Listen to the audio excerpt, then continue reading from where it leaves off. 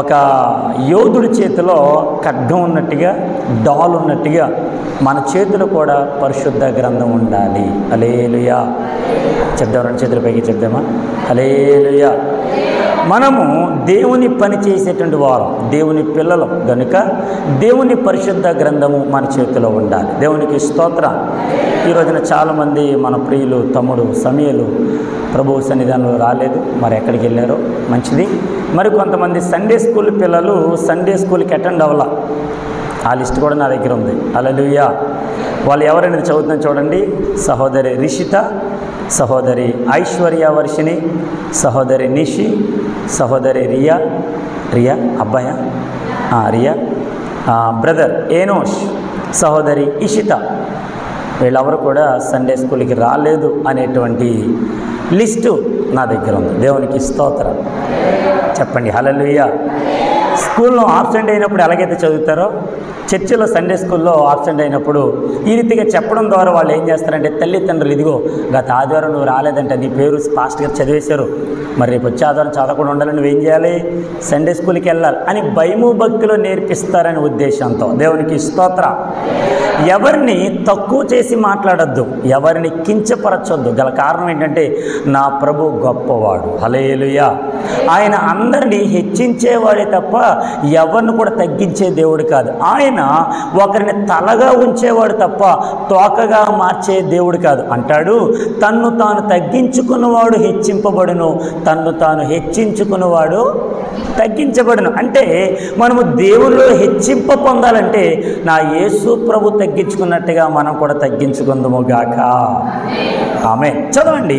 ఈరోజు వాక్య ధ్యానము కొరకు మనం చదువుకున్న లేఖన భాగం కీర్తన గ్రంథం 13వ సంకీర్తన 5వ వచన భాగం. నేనైతే నీ కృపయందు నమ్మికయుంచి ఉన్నాను. దేవునికి స్తోత్రం.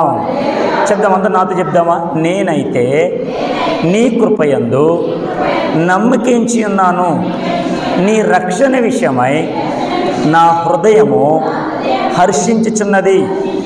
యెహోవా నాకు మహోపకారములు చేసి ఉన్నాడు, నేను ఆయనను కీర్తించెదను. దేవుడి మాటలు మన వినికిడిలో ఫలాభివృద్ధి జరిగించును గాక. శబ్దం దగ్గరగా హల్లెలూయా.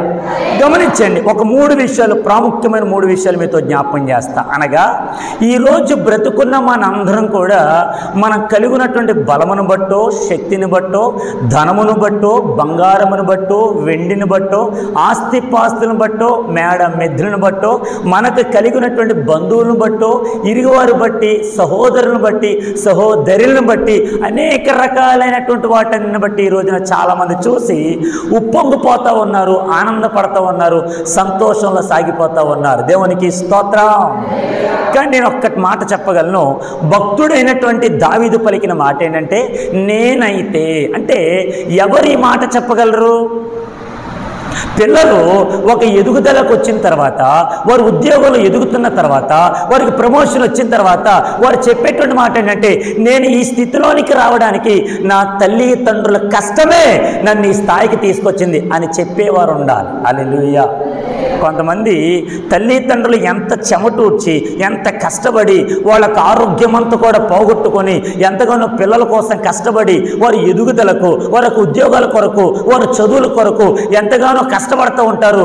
రూపాయి పోజేసి వారికి ఎదుగుదలను చూడాలని ఆలోచన కలిగి ఉన్న తల్లిదండ్రులు పిల్లలందరినీ ఎదిగించిన తర్వాత ఇప్పుడు పిల్లలు పెద్దవాళ్ళు అయ్యి ఆ తల్లిదండ్రులు చూడకపోయేసరికి, వాళ్ళని పట్టించుకోపోయేసరికి వాళ్ళు గెంటి వేస్తున్నారు. ఇంకో మాట ఏంటంటే ఇదిగో నా భార్య ఒప్పుకోవట్లేదు, అసలు ముసలిదానివి, కంపొస్తుంది నీ దగ్గర, వెళ్ళిపోతారంగా, అసలు నా ఇంట్లో వద్దు అని చెప్పి చాలా మంది పిల్లలు, అటు ఆడవాళ్ళు కానివ్వండి, ఇటు మగ పిల్లలు కానివ్వండి, ఎవరికి వారు యమున తీరుగా ఒక స్థాయికి వచ్చిన తర్వాత తల్లిదండ్రులు చూడలేని స్థితిలో ఉండిపోయారు చాలామంది. హల్లెలూయా. గట్టిగా హల్లెలూయా. హాస్పిటల్కి వెళ్ళి చూడండి, ఆ రూమ్ అంతా కూడా ఎన్నో ఏడుపులు వినబడతా ఉంటాయి, ప్రార్థనలు వినబడతా ఉంటాయి, వారి యొక్క మొరలు వినబడతా ఉంటాయి, వారు చేసినటువంటి అంగలార్పులు వినబడతా ఉంటుంది. ఎందుకు ఈ మాట చెప్తున్నానంటే మనం ఏ స్థితిలో ఉన్నామో ఆ స్థితిలోనికి రావడానికి మన స్థితికి కారకుడైనటువంటి యేసు ప్రభును ఎప్పుడూ మరిచిపోకూడదు. హల్లెలూయా. అందుకని అపోస్తలుడైన పౌలు అంటాడు, నేను ఏ స్థితిలో ఉన్నానో ఆ స్థితిలో నెమ్మది కలిగి ఉండడం నేర్చుకున్నాను. హల్లెలూయా. అవునే కదా? అటు ఒకవేళ నా స్థితిగతులు మార్చిన నా ప్రభు నన్ను ఇంతగా హెచ్చించినప్పుడు ఆయన ఎదుట నేను ఎంతగానో నమ్మకం కలిగి ఉంటాను, అణిగిమణిగి ఉంటాను. ఆయన అప్పగించిన పరిచర్యలో ముందుకి కొనసాగుతూ వెళతాను. నన్ను నేను హెచ్చించుకోదగడానికి నాకేమాత్రం కూడా అవకాశం లేదు. ఉందా? లేదు. దేవునికి స్తోత్రం. నా వాక్చాతుర్యమో, నా బలమో, నా శక్తో, నా టాలెంటో, నా డబ్బో కాదు నన్ను స్థితికి తీసుకొచ్చింది. ఈ స్థితికి నన్ను తీసుకురొచ్చింది ఎవరో తెలుసా? నజరేయుడైన యేసుక్రీస్తు. మనం అవసరతలో ఉన్నప్పుడు, బలహీనతలో ఉన్నప్పుడు, మనం పట్టించుకోలేనటువంటి వారు, మనం పలకరించలేనటువంటి వారు, ఇప్పుడు మనం ఒక స్థాయికి ఎదిగిన తర్వాత ఇప్పుడు అందరూ మన దగ్గరకు వచ్చి మాట్లాడడం గల కారణం ఏంటి తెలుసా? నీ స్థితి మారింది గనుక. హల్లెలూయా. అందుకంటాడు భక్తుడు, స్తుతి చెల్లిస్తే మన స్థితి మారుతుందంట. ఆమేన్. ఏం చెల్లించాలి? దేవునికి స్తుతి చెల్లించాలి. సుత్తి కబుర్లు కాదు, సోద కబుర్లు కాదు. దేవుని ఎదుట మన స్థితి ఏంటో, మన స్థుతి ఏంటో ఆయనకి చెల్లించినప్పుడు, ఆయనకి చెప్పుకున్నప్పుడు మన ప్రభు మన స్థితిగతులను మార్చగలడు. దేవునికి స్తోత్రం. హల్లెలూయా. మరి ఇప్పుడు ఒక ఎగ్జాంపుల్ మాట్లాడుకుందాం. ఇప్పుడు దావీదు నేనైతే నీ కృపయందు నమ్మిక ఉంచిన గల కారణం ఏంటి? ఆ దావీదుకి 7 అన్నదమ్ములు. చెప్పండి, ఎంతమంది అన్నదమ్ములు? గడికి చెప్పండి, ఎంతమంది? 7 అన్నదమ్ములు. నేను అంటాను, మరి మీకు ఎంతమంది అన్నదమ్ములు ఉన్నారో? మీకు ఎంతమంది అక్క చెల్లెళ్ళు ఉన్నారు? మీరు ఎంతమంది తల్లిదండ్రులు కలిగి ఉన్నారు? మీరు ఎంతమంది సహోదరులు కలిగి ఉన్నారు? వీళ్ళందరి గురించి ఆలోచించండి.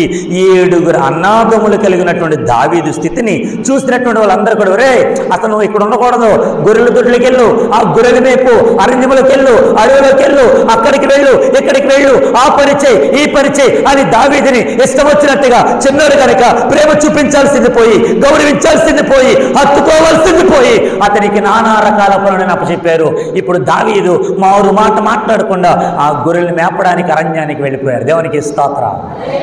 దేవుడు సమూయేలు ప్రవక్తతో మాట్లాడుతున్నాడు. ఏమని తెలుసా? సమూయేలు, నేను నిన్ను ప్రవక్తగా ఎన్నుకున్నాను కదా, ఇదిగో నువ్వేం చేస్తావంటే ఆ సౌలు అనేటువంటి రాజు నా మాట వినకుండా, నా మాట చెవి యొక్కకుండా, నేను అనుకున్నది చేయకుండా తనకి ఇష్టం వచ్చినట్టుగా చేస్తున్నాడు కనుక ఆ సౌలు నేను రాజ్యం నుంచి నేను తొలగించాను. ఇప్పుడు యెషయా కుమారులలో ఉండేటువంటి ఒకడిని నేను ఎన్నుకున్నాను, నేను పిలుచుకున్నాను గనుక నువ్వు ఒక ప్రాంతానికి వెళ్ళిపో. ఆ ప్రాంతానికి వెళ్ళిన తర్వాత యెషయా కుమారులలో ఒకడు నేను ఎన్నుకున్నాను, వాడికి నువ్వు అభిషేకం చేయి, ఆయన మీద ఆ తైలాభిషేకం చేయి, నూనె పోసి అభిషేకం చేయమని దేవుడు యొక్క చెప్పినటువంటి మాట ఆ ప్రవక్త అనేటువంటి సమూయేలు వినగానే నడుచుకుంటూ ఆ ప్రాంతానికి వచ్చాడు. దేవునికి స్తోత్రం. ఈ ప్రయాణం చేసుకుని ఎప్పుడైతే యెషయా గారింటికి రాగానే, ఈ యెషయా గారింట్లో 7 అన్నదమ్ములు ఉన్నారుగా, ఇంకా చెప్పాలంటే 8 మంది అన్నదమ్ముల్లో 8 మంది కుమారుల్లో పెద్దవాడైనటువంటి వాడిని చూశాడు సమూయేలు. అబ్బబ్బబ్బబ్బా, ఎంత ఎత్తున్నాడురా, ఎంత బాగున్నాడురా, ఎంత సుందరంగా ఉన్నాడురా, దేవుడు వీణ్ణే ఎన్నుకున్నాడేమో అనుకొని ఆ తైలపు తిత్తి తీసి, ఆ తైలపు కొమ్ము తీసి అతని మీద అభిషేకం చేయడానికి, నూనె పోసి అభిషేకం చేయడానికి ఆ సమూయేలు ముందుకెళ్ళేసరికి నా దేవుడు మాట్లాడుతున్నమాట, సమూయేలు నేను ఎన్నుకున్న వ్యక్తి ఇతడు కాదు. ఆమేన్. ఆమేన్. హల్లెలూయా. నేను పిలుచుకున్న వ్యక్తి ఇతడు కాదు. ఎవరు ప్రభువా? చూడు ఎంత అందంగా ఉన్నాడు, ఎంత బాగుగా ఉన్నాడు, ఎంత కండలు తిరిగి ఉన్నాడు. అబ్బా, అతను ఎత్తు కానీ, అతని కన్నం కానీ, అతని సౌందర్యం కానీ, అసలు ఇతడే రాజుగా అవుతాడని నేను అనుకుంటుంటే నువ్వేంటి ప్రభు కాదన్నావు అంటే దేవుడు మాట అన్నాడు, మనుషులు పై రూపమును లక్ష్య పెడుదురు కానీ నేనైతే హృదయాంతరంగము లక్ష్య పెడతాను. ఆమేన్. ఇప్పుడు మనుషులు మన పై రూపాయలు చూస్తారు, మన కట్టు, బొట్టు, సీర, ప్యాంటు, షర్టు, ఇన్ షర్టు, అందం, డబ్బు ఇవి చూస్తారు. నా దేవుడు మన అంతరంగాన్ని చూస్తున్నాడు. నీ అంతరంగంలో, నీ మనసులో, నీ హృదయంలో దేవుని కొరకు ఏ రీతిగా ఆలోచిస్తున్నావు, దేవుని యొక్క ఆ సన్నిధి కొరకు, దేవుని యొక్క సాన్నిధ్యాన్ని అనుభవించడానికి నువ్వు ఏ రీతిగా ఆలోచిస్తున్నావు. So that's a thing the God ice was looking each and every one. దేవునికి స్తోత్రం. యెహోవా కన్నులు ప్రతి స్థలం మీద ఉన్నాయి. అవి మంచివారిని చెడ్డవారిని చూస్తున్నాయి. నువ్వు ఎలా ఉన్నావో, నీ పరిస్థితి ఎలా ఉందో, నువ్వు కన్నీరు కాస్తున్నావో, బాధపడుతున్నావో, ఏడుస్తున్నావో, శ్రమలలో, ఇరుకులలో, ఇబ్బందులలో, అన్ని కష్టాలు నష్టాలు ఎన్నొచ్చినా దేవుని మందిరానికి నువ్వు రాగలుగుతున్నావంటే గల కారణం దేవుని కృప. హల్లెలూయా. మాట చెప్పమంటారా? బయట ఒక తల్లిగారు కూర్చున్నారు చూడండి. బయట ఆ తల్లిగారు కూర్చున్నారు. ఆ తల్లిగారు కాలు సహకరించకపోయినా తన ఇల్లు ఎంతో దూరమైనా అది దాని మీద ఆనుకొని దేవుని సన్నిధికి కాలు ఇడ్చుకుంటూ వస్తున్నారు. ఎందుకండి ఇంత దూరం రావడం? ఎవరు రమ్మన్నారు? ఎందుకంత ఆసక్తి తల్లిగారికి? దేవునికి స్తోత్రం చెప్దామా? గట్టిగా చెప్దామా? హల్లెలూయా. అంత వయసులో కూడా, అంతగా నేర్చుకుపోయినా కూడా, కాలు సహకరించకపోయినా కూడా దేవుని మందిరానికి రాగలిగిన కారణం ఏంటి తెలుసా? నేనైతే నా దేవుడు నాకు బ్రతుకునిచ్చాడు, బ్రతుకు దినములన్నీ ఆయన సన్నిధానం నేను బ్రతకాలి. హల్లెలూయా చెప్దాం. హల్లెలూయా. మేము మా పాస్టమ్మ గారు కలిసి కొంచెం సహాయం చేసేసరికి ఆవిడ ఎంతగానో వందనాలు చెప్తున్నారు, ఎంతో ప్రేమ చూపిస్తున్నాను. నేను అంటాను, ఇక్కడి నుంచి ఇక్కడి వరకు నేను సహాయం చేస్తే నాకింత వందనాలు చెప్తే నా బ్రతుకును మార్చిన యేసు ప్రభుకి నేను ఎన్ని వందనాలు చెప్పాలి? నీ జీవితాన్ని మార్చిన యేసు ప్రభుకు నువ్వు ఏమిస్తే ఆయన రుణాలు తీర్చగలవా? భక్తులైనటువంటి కీర్తనగాడు అంటాడు 116వ సంకీర్తన 16వ వచనంలో 12వ వచనంలో, ఇదిగో యెహోవా నాకు చేసిన ఉపకారములన్నిటికీ నేను ఆయనకి ఏమి చెల్లించుదును? రక్షణ పాత్రుడి చేత పుచ్చుకొని యెహోవా నామమున ప్రార్థన చేసేదని. దేవునికి స్తోత్రం. అనగా నేను బ్రతుకు దినములన్నీ ఆయన సన్నిధిలో ఉంటాను, ఆయన కీర్తిస్తాను, ఆయన ఘనపరుస్తాను, ఆయన కొనియాడతాను అని దావీదు తీసుకున్న నిర్ణయం ఈరోజు మనం కూడా తీసుకుందాము గాక. ఆమె నన్న మాట రావట్లా? ఆమె పిల్లలకి చెప్తారు తల్లి, ఆడు చూడు ఎంత బాగా చదువుతున్నాడు, ఆడికి ఏమైనా ఉందా చదువుకోవడానికి? చూడు ఎంత బాగా చదువు, అసలు ఆ మార్కులు చూడు. నీకు మీ నాన్న గవర్నమెంట్ ఉద్యోగి, నేనేమో చక్కగా ప్రైవేట్ జాబ్ చేస్తాను, నేను బాగా చదివిస్తున్నాను, నీకేం మాయరావు గారు ఆ చదవేంట్రా, ఆ పిల్లని చూసి నేర్చుకో, ఆ పిల్లని చూసి నేర్చుకో అంటారా? చూసారా?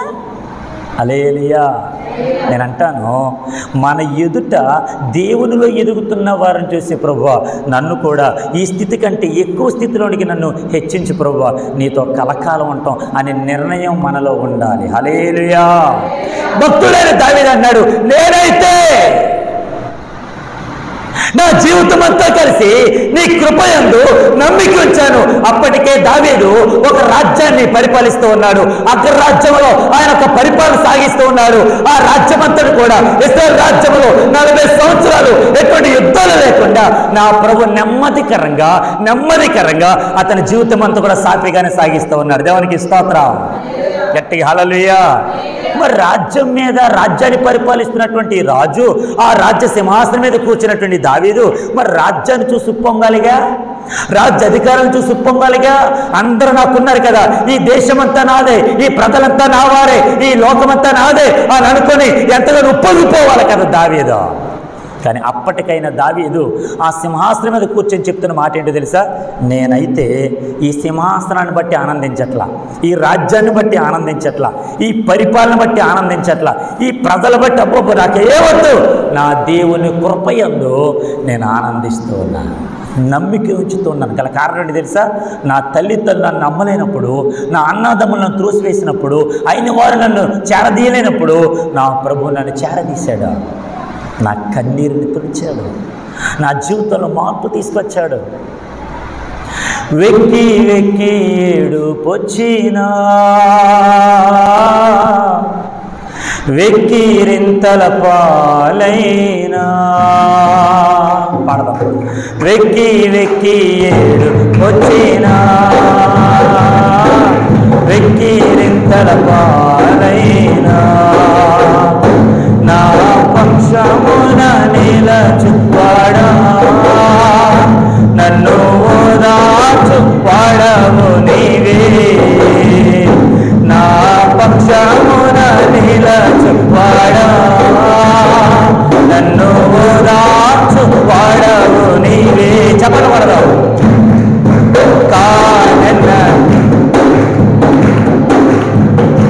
అయ్యా కానెన్నడు నేను నాథను, కానెన్నడు నేను నాథను,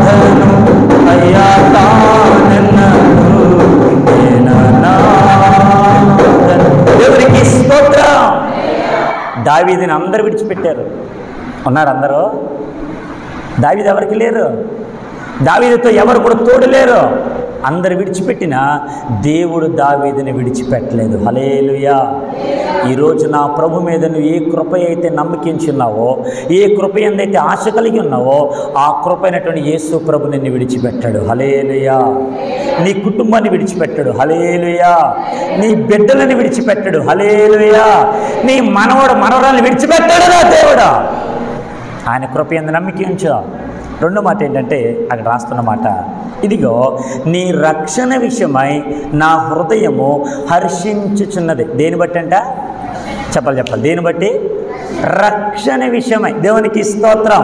ఇప్పుడు నన్ను మాట్లాడినామండి, ఈరోజు నిన్ను రక్షించడానికి నువ్వు కట్టుకున్న భర్త నీకు తోడుగా ఉన్నాడు అనుకుందాం, నిన్ను రక్షించడానికి నువ్వు కట్టుకున్నటువంటి భార్య నీకు తోడుగా ఉన్నాడు అనుకుందాం. అలాగైతే నువ్వు పడిపోయినప్పుడు, లేదా నువ్వు జారిపోయినప్పుడు, నువ్వు హాస్పిటల్ బెడ్ మీద ఉంటున్నప్పుడు నిన్ను రక్షించడానికి నీ అనుకున్నటువంటి వారు, లేదంటే నీ రక్త సంబంధికులు ఎవరైనా నీ దగ్గరికి వచ్చి నేను ఉన్నాను అని భరోసా చెప్పిన వాళ్ళు ఇప్పుడు నీతో ఉన్నారా?